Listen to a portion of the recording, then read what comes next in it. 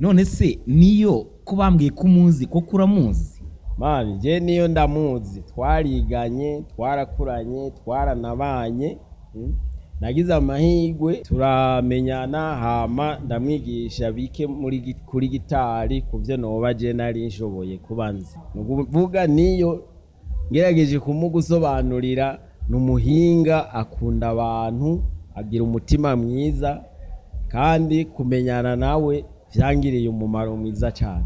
Buriya kamubwira ushobora kubura igice kimwe nyine cy'umubiri, nyine imbaraga zose zari ziri muri icyo gice zikajya n'ubundi aho icyo gice cyavuye. Ngo burya birashoboka ko wabyara umwana akavuga adashobora kureba. Byakoroha kabaganga n'abantu muri rusangi kumva iyo nkuru bakayisobanukirwa, bikaborohera kuyumva no kuyakira. Nta kigoye nko gusobanukirwa iby'iyi nkuru iyi ngiye kubabwira. Abenshi ntago babyumva, n'ababyumvise ntibabyemera, ababyemeye nabo ntibabasha kubisobanukirwa. Ko abantu batekereje ko ibintu bishobora kuba ari prank.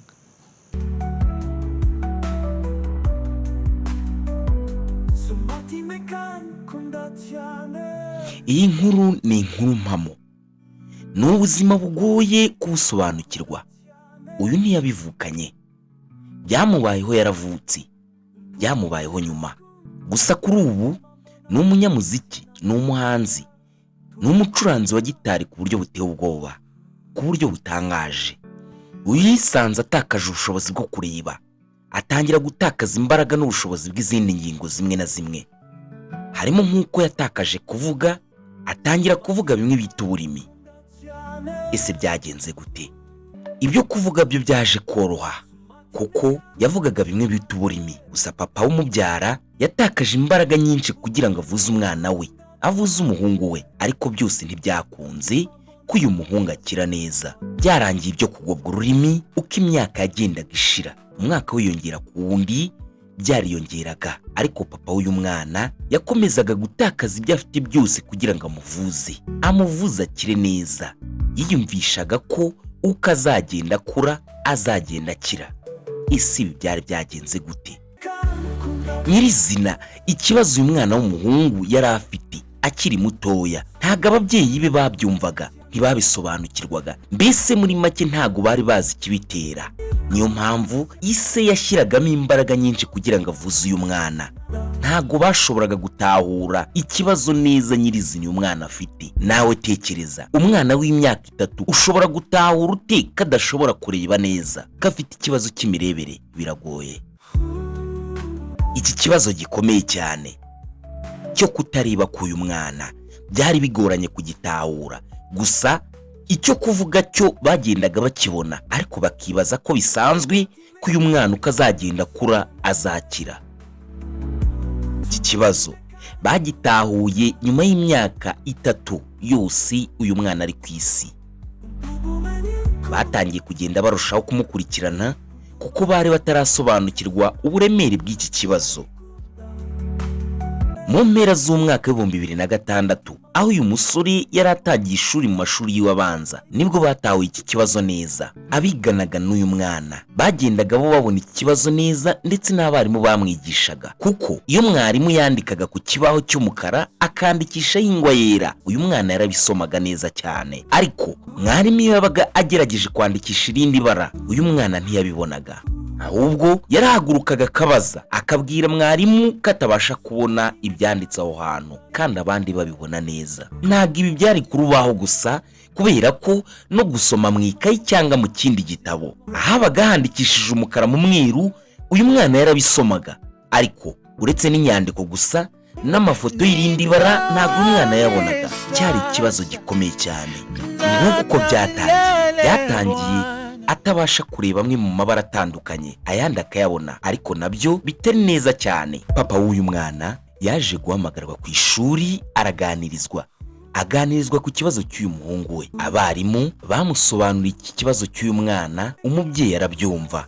Gusa bamuzaniye n'abandi bana bigana kugira ngo bamuhe ubuhamya bwabyo, bamwumvishe uburemere bw'iki kibazo. Byari bimaze gufata indi ntera. Mu biruhuko by'umwaka, uyu mwaka w'2006 nibwo se yasobanukiwe neza ko umuhungu we Niyo Bosco afite ikibazo gikomeye cyane, ikibazo cyo kutareba. Yahise afata umwanzuro wo gutangira kuvuza umwana we. Yiyumvagamo icyizere cyinshi ko namuvuza azakira kandi azakira neza. Yumvaga ko namuvuza bizarangira abonye neza cyangwa se abashije kureba neza ukazagenda akura.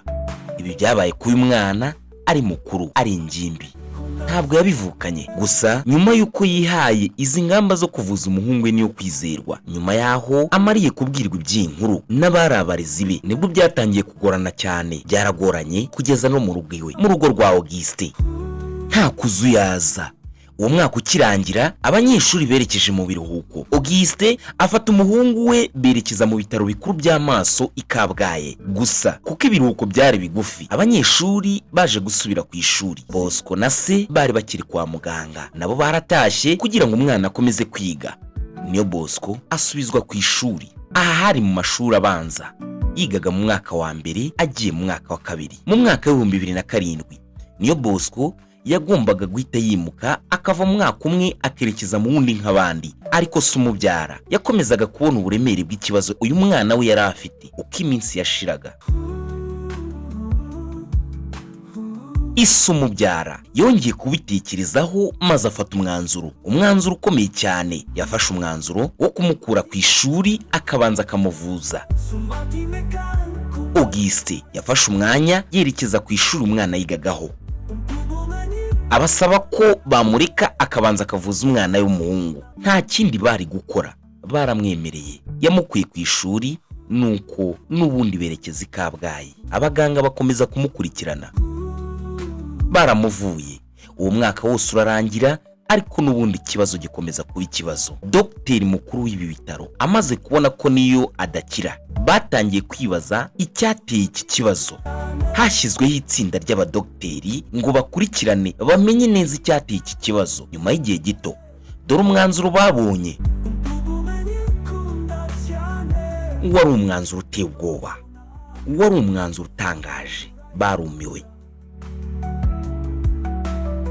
Umwana wari umaze kugira imyaka 7 yari atewe ikibazo n'ibintu byamubayeho mu myaka 4 yari ishize. Niba udukurikiye kuri Smart Maker TV show, tugiye kukuramburira iby'uyu mwanzuro. Umwanzuro wafashwe n'abadogiteri, igisubizo cyabonwe n'abadogiteri. Nta wari ubyiteze. Wowe icyo usabwa ni ugukomeza kubana natwe. Niba utarakora subscribe ku ishene, wayikora. Aha niho honyine ushobora kumenyera amakuru ngiye yakugezaho. Ndi Smart Maker. Navuze byinshi, ariko uyu mbabwira ni muntu ki? Byagenze gute? Ese ibi wari ubizi? Bana natwe muri iki kiganiro, tukubwira akantu gukande ku mateka utaruzi ya Niyo Bosco. Tukwibutse ko aho cyumva ari kuri Smart Maker TV show. Amazina yiswe n'ababyeyi ni Niyo Kwizerwa Bosco. Abantu benshi bamuzi ku izina rya Niyo Bosco. Ni umusore ukunda kwisekera, ni umusore ukunda kuvuga amagambo meza yihumure. Gusa ni umusore ufite ubumuga bwo kutareba. Ibi byatangiye kugaragara kuri we ku musozo w'imyaka itari mike. Ababyeyi baba bagerageza kumuvuza, ariko nyirizina batazi icyo arwaye n'icyabiteye. Baramuvuzaga ngo akire, ariko biranga. Yaje kwisobanukirwa, bituma afata umwanzuro wo kwiyakira, ahubwo akajya ahora yisekera kugira ngo bimurinde guheranwa n'agahinda k'ibyamubayeho. Aha ni naho yaje gukura igitekerezo cyo gukora indirimbo y'iseseka. Ndabizi ntago kugeza ubu wari wasobanukirwa iby'inkuru. Reka ngusubize inyuma kugira ngo ubashe gusobanukirwa byagenze guti kugira ngo Niyo Bosco agire ubumuga bwo kutareba kandi abigire yaravutse. We wari ubizi iki? Ndabizi ntago wari ubizi. Gusa dore uko byagenze. Hari mu mwaka wa 2003 uyu musore w'imyaka 25 y'amavuko kuri ubu icyo gihe muri uwo mwaka wa 2003 yari akiri igitambambuga, yari afite imyaka 3 gusa. Uyu yabonye izuba tariki ya 25 Gicurasi mu mwaka wa 2000, avukira mu gihugu cy'abaturanyi cya Uganda, abyarwa na Ngayabanyanga Auguste na Mukamwiza Elevania. Nyuma yo kwibaruka Niyo Bosco bafashe umwanzuro wo kuva mu gihugu cya Uganda, bakaza bahetse uruhinja bakagaruka gutura mu rwababyaye mu mwaka wa 2001. Uyu mwana yari amaze umwaka utari wuzura neza avutse. Bafashe urugendo bava mu gihugu cya Uganda, bava Mbarara, baca ku mupaka wa Gatuna, bagaruka mu rwababyaye. Intego nyamukuru yari yo kugaruka ngo baturane n'umuryango, basangire akabi n'akeza, bishimane. Muri iyi myaka ya za 2000, by'umwihariko umwaka wa 2000, ku isi yose ahari igihuha cy'uko isi yagombaga kurangira mu mwaka. Ibyo turabizi twese.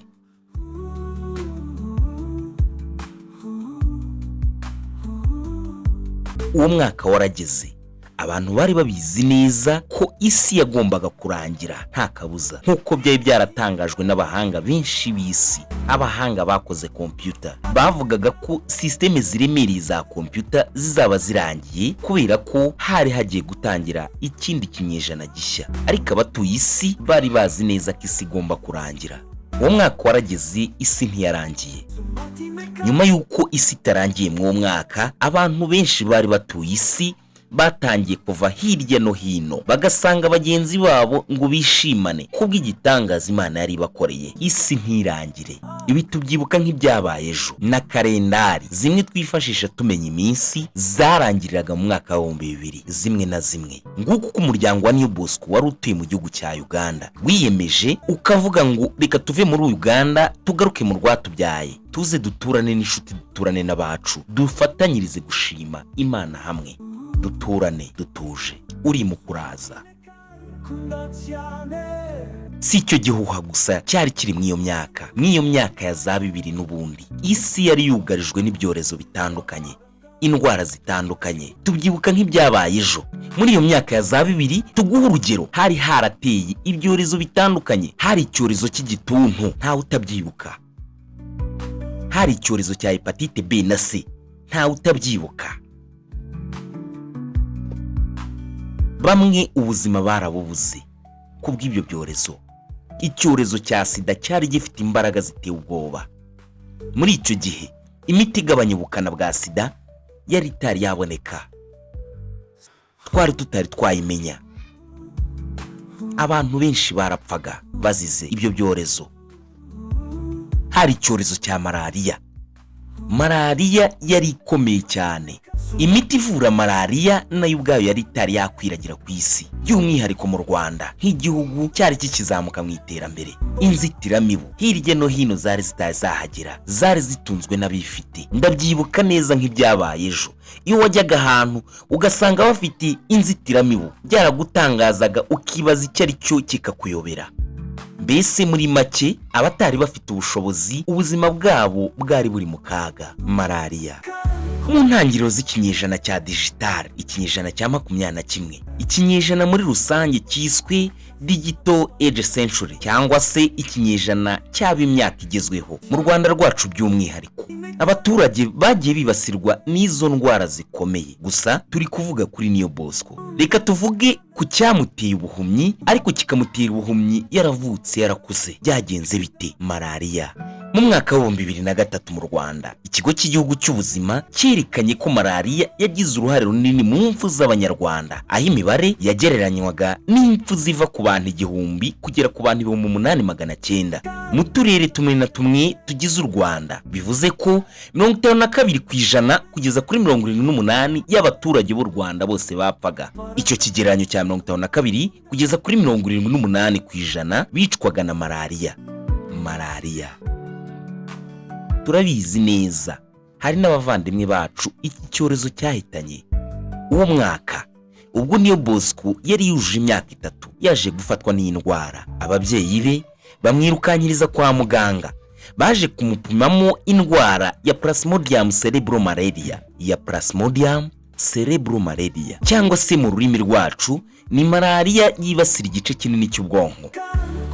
Abaganga batangiye kumukurikirana, ariko mu imyaka wafatwaga n'ubu bwoko bw'iyi malariya ubuzima bwe bwabaga buri mu marembera, kuko amahirwe yo kugumana ubuzima yabaga ari hasi cyane. Niyo Bosco cyangwa se Niyo Kwizerwa Bosco nawe yasanzwemo iyi ndwara malariya yibasira ubwonko. Yari afite imyaka 3, yari uruhinja, yari igitambambuga, abaganga byarabarenze. Indwara yamufashe ari umwana muto cyane, yafataga abakuru ikabatwara ubuzima. Gusa Niyo Bosco ntabwo yahasize ubuzima, ntiyamuhitanye, gusa yaramufashe nk'umwana wari ukiri muto, iramuzingazinga, yangiza bimwe mu bice by'iwe by'umubiri, atakaza imbaraga, yaje kugobwa ururimi. Umwana wavugaga ntiyongera kuvuga neza. Nyuma y'icyo kibazo cyo kugobwa ururimi, yagize n'ikibazo cy'amaso. Amaso ye atangira gutakaza imbaraga zo kureba neza. Byari ikibazo gikomeye cyane. Indwara yarayirwaye, ariko abaganga bakomeza kumuvura. Aho yoroherewe ntago byarangiye neza. Ibi bibazo yatewe n'iyi ndwara ya malariya byatangiye kugenda bimugaragaraho. Gusa kubera ko iyi malariya itari itwaye ubuzima bwe, ababyeyi be bafashe umwanzuro wo gukomeza kumuba hafi. Bari bizeye kazakira. Ababyeyi be, papa we na mama we, batangiye gufatikanya kumuvuza, ariko uko byagendaga bitinda, agatinda gukira. Uwari ukize malariya yari atangiye gukomeza kuvuzwa kw'ibyo bibazo yari atewe nayo. Ibibazo byaratinze, Niyo Bosco akomeza gutinda gukira. Ababyeyi be bakomeje kumuvuza, ariko uko byagendaga birushaho gutinda, bivugwa ko mama w'uyu mwana we yatangiye kugenda acika intege. N'umubyeyi wari ufite abana benshi, yagendaga akomeza yibaza uburyo ki bari gutakaza ubushobozi bwinshi burenze ngo bavuze umwana wabo, ariko abandi bana nabo bakazabigiriramo ingaruka zikomeye. Yibazaga uburyo azatunga abandi bana bose. Ni umubyeyi wari ufite abana 9, abahungu 7 n'abakobwa 2. Barushijeho kugenda batinda mu icyo kigeragezo. Uko bagitindagamo, umubyeyi w'umugore mama wa Niyo Bosco yagendaga arushaho gucika intege. Umuntu byari biteye agahinda, byari bibabaje. Yibazaga uburyo azatunga abandi bana. Gusa papa w'uyu mwana Auguste we yiyumvagamo ko azemera agatakaza buri kimwe cyose, ariko akavuza umwana we. Wagira ngo Imana yari yaramubwiye ko uyu mwana azaba icyamamare, uyu mwana azamurisha umugati. Umubyeyi yaramuvuje, we ntiyigeze acika intege. Yabanye nawe ubuzima hafi yiwe bwose. Yakomeje kubana nawe mu buzima bw'uburwayi ndetse n'ubuzima bwo ku gitanda kwa muganga. Niyo Bosco yakunze se kubera uburyo yamubaye hafi. Nawe ibaze gutangira kuvuza umwana ufite imyaka 3 kugera umwana agize imyaka 20 akigerageza kumuvuza ngo arebe ko yakira. Gusa ubu byabaye ikibazo cya burundu. Byarangiye na se umubyara atabarutse, ariko agenda uyu mwana adakize. Gusa ntacyo atakoze. Niyo Bosco yigeze abazwa ikibazo kuri mama we umubyara, dore uko yagisubije mwaya mwagango. Namubwira nti burya cya gihe mwambonaga kuriya ntaraba umuhanzi, ntaranagaragara, hari inkomeye, nari mfite ubuzima, nari mfite ibyo kubwira abantu. Mwari kugira ubushobozi buhagije, butari kubasaba ibintu byinshi, iyo mumenye neza icyo kintu. Niryo nababwira bitewe n'impamvu ntayo ntavugira aha, wenda nzavuga igihe cyo kuyivuga. Yego. Ibyo rero byagiye bituma arushaho gukunda se cyane, kuko se ari we wagerageje kumwitaho cyane, akemera gutakaza buri kimwe, ndetse umubano wa se na nyina uza kwangirika bitewe n'uko ise yashakaga kuvuza umwana, ariko mama akabigiraho ikibazo kubera kwibaza imibereho y'abandi bana. Yari umubyeyi w'umugore. Gusa ntekereza ko atari urwango, ntirwari urwango, nta cyizere yari afite ko umwana we bazakira. Muri rusange Niyo Bosco nawe yakundaga se cyane. reka tukwibutse ko isi ubyara uyu muhungu wabaye hafi y'ubuzima bwa Niyo Bosco, hafi ya bwose. Hashize igihe gito Imana imwisubije. Augustin papa wa Niyo Bosco yitabye Imana tariki ya 23 Mata umwaka wa 2025. Iyo tariki ntizatuvamo. Wari umunsi Niyo Bosco yari agiye kuba hadafite se. Ise yerekaga byose. Ise wamenyaga iterambere rye. Ise wamumenye ari umwana muto. Ise wamumenya akivuka.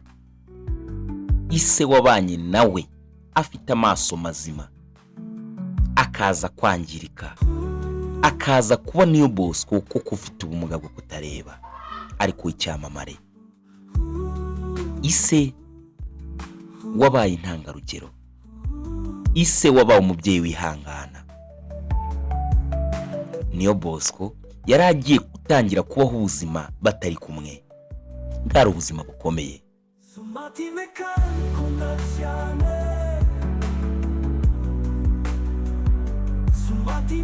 Uyu mubyeyi Augustin Ngayabanyanga ntacyo atakoze ngo umuhungu akomeze kugira amagara mazima, ariko ntibyakunze. Byarangiye byanze, kuko ngo nyuma y'ubwingi bw'abantu, ubwingi bw'abadogiteri, tujye twibuka ko haba hari umugambi w'Imana, kandi burya ngo imigambi y'Imana ni myiza kuri twe. Izi byo twibwira, imigambi y'Imana ni myiza kuri twe. Abaganga, ababyeyi, abamukurikiranaga bose n'abari bamuzi bose biyumvishaga ko agomba kuzakira, ariko siko byagenze. Imana yarabyemeye, yemera ko Niyo Bosco agira ubumuga buhoraho, ubumuga bwo kutabona. Gusa uyu muhungu nawe yafashe umwanzuro wo kujya aririmba amagambo meza, akaririmba indirimbo nziza zifasha abantu, akaba umwarimu w'isi. Ndabizi neza hari benshi yabereye ikiraro, hari benshi afasha mu buzima. Ni umuhungu uzi kuririmba, ni umunyamuziki mwiza.